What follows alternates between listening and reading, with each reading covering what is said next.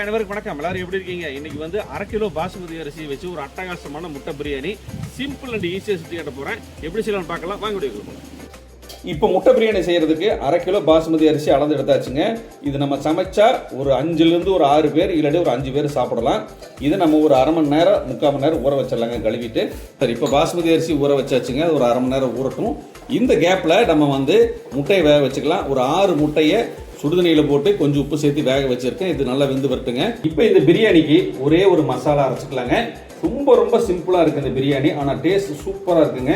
ஒரு 100 கிராம் சின்ன வெங்காயங்க, 2 பச்சை மிளகாய், சின்னதாக 2 துண்டு இஞ்சி, 6-7 பல் பூண்டுங்க. இஞ்சியை விட பூண்டு 2 சேர்த்தியே போட்டிருக்கேன். சரிங்களா? அடுத்தது புதினா, அடுத்தது அதே அளவு மல்லி இலை,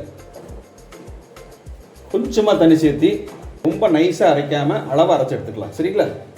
இப்போ முட்டையை உளிச்சாச்சுங்க. முட்டையில் வந்து லைட்டாக கோடு போட்டிருக்கேன். சரிங்களா? மசாலா கொஞ்சம் இறங்குறதுக்காக. இப்போ ஒரு பேன் அடுப்பில் வச்சாச்சுங்க. 1 டேபிள் ஸ்பூன் வந்து கடை எண்ணெய் ஊற்றிருக்கிறேன். எண்ணெய் சூடாகட்டும். இப்போ எண்ணெய் சூடாகிடுச்சுங்க. அடுப்பை வந்து சிம்மில் வச்சுக்கோங்க. இப்போ முட்டையில் இந்த எண்ணெயில் சேர்த்திக்கலாம். ஒரு 1/4 டீஸ்பூன் மிளகாத்தூள். இந்த முட்டையில் வந்து இந்த மிளகாத்தூள் எண்ணெயில் லைட்டாக அப்படியே ஃப்ரை பண்ணலாங்க.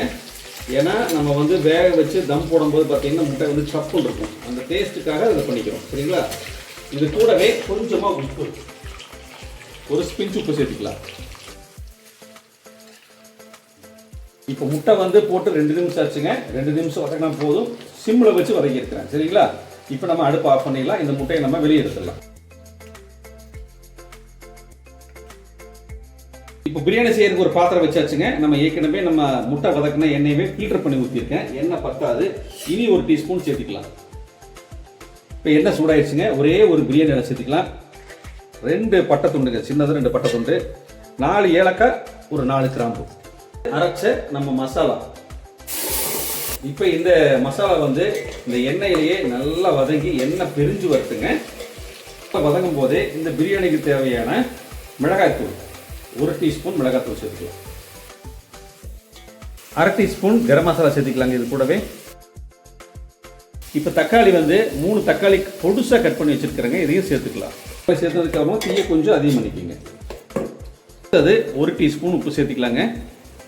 தயிர் வந்து 1 டேபிள் ஸ்பூன் சேர்த்துக்கலாம். இப்போ கொஞ்சமாக கொத்தமல்லி இலை, கொஞ்சமாக புதினா, சும்மா கொஞ்சமாக தான். தக்காளி நல்லா வதங்கி வருதுங்க. 1.25 டம்ளர் அரிசி எடுத்துருக்கிறோம். ஒரு 5 டம்ளர் வந்து தண்ணி சேர்த்திக்கலாம். 1க்கு 1.5 கணக்கில் சேர்த்துக்கலாம். சரிங்களா? இது நல்லா கலந்துக்கலாங்க. கலந்து விட்டுட்டு உப்பு செக் பண்ணிக்கலாம். உப்பு கொஞ்சம் கம்மியாக இருக்குங்க. ஒரு 1/2 டீஸ்பூன் மட்டும் உப்பு சேர்த்துக்கலாம். இது நல்லா கொதிச்சு வரட்டுங்க. அப்புறம் நம்ம பாஸ்மதி அரிசி சேர்த்துக்கலாம். இப்போ திறந்துடலாம். அவ்வளோ நல்லா கொதிக்க ஆரம்பிச்சிருச்சுங்க. இப்போ நம்ம அரிசி சேர்த்திடலாம். அரிசியெல்லாம் தண்ணி எல்லாம் வடிகட்டி எடுத்தாச்சு. நல்லா மிக்ஸ் பண்ணிக்கலாம். நான் வந்து தயிர் வந்து நல்லா புளிப்பு தயிராக சேர்த்துருக்கேன். அதனால இன்னைக்கு லெமன் சேர்த்துல. உங்ககிட்ட புளிப்பு இல்லாத தயிர் சேர்த்துனீங்கன்னா ஒரு 1/2 லெமன் மட்டும் சேர்த்துக்கோங்க. சரிங்களா? இப்போ உப்பு செக் பண்ணிக்கலாங்க. உப்பு கரெக்டாக இருக்குங்க. கொஞ்சம் ஒரு 1/4 டீஸ்பூன் மட்டும் சேர்த்துக்கலாம்.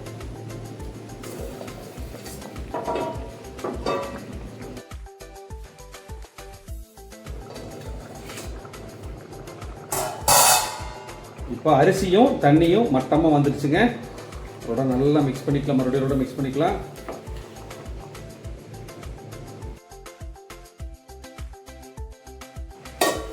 இப்போ நம்ம தம் போட்டுடலாங்க. அரிசியெல்லாம் மட்டம் பண்ணியாச்சு. இப்போ நம்ம வந்து ஏற்கனவே வேக வச்சு எண்ணெயில் லைட்டாக ஃப்ரை பண்ணி எடுத்த முட்டையை சேர்த்துக்கலாம்.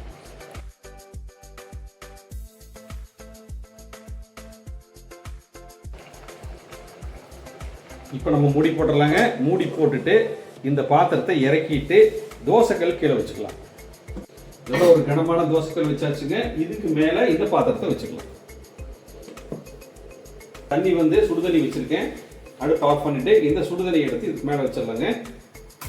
இப்போ வந்து ஒரு மீடியமான ஃப்ளேமில் ஒரு 5 நிமிஷம், அதை விட கொஞ்சம் கம்மியாக ஒரு 7 நிமிஷம் வச்சுட்டு நம்ம ஆஃப் பண்ணி ஒரு 20 நிமிஷம் ரெஸ்ட் விட்டுட்டு அதுக்கப்புறம் ஓப்பன் பண்ணி பார்க்கலாம்.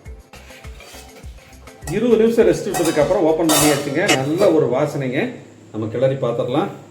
இப்போ வந்து பிரியாணியை கிளறி பார்த்துடலாங்க. இந்த பிரியாணி பார்த்தீங்கன்னா ரொம்ப சிம்பிளாக இருக்கும். மசாலாலாம் அளவாக தான் போட்டிருக்கேன். வழக்கமாக அரை கிலோக்கு இவ்வளோ மசால் போடும் ஒரு கணக்கு இருக்குது பார்த்தீங்களா, அதுலேருந்து குறைச்சா தான் போட்டு செஞ்சுருக்கேன்.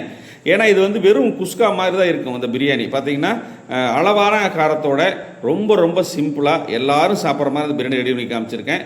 இதே மாதிரி நீங்களும் ட்ரை பண்ணி பார்த்துட்டு எப்படி இருக்குன்னு சொல்லுங்கள். நன்றி, வணக்கம். பிடிச்சிருந்தா நிறைய பேத்துக்கு ஷேர் பண்ணி விடுங்க. அடுத்த வீடியோவில் பார்க்கலாங்களா? பாய்.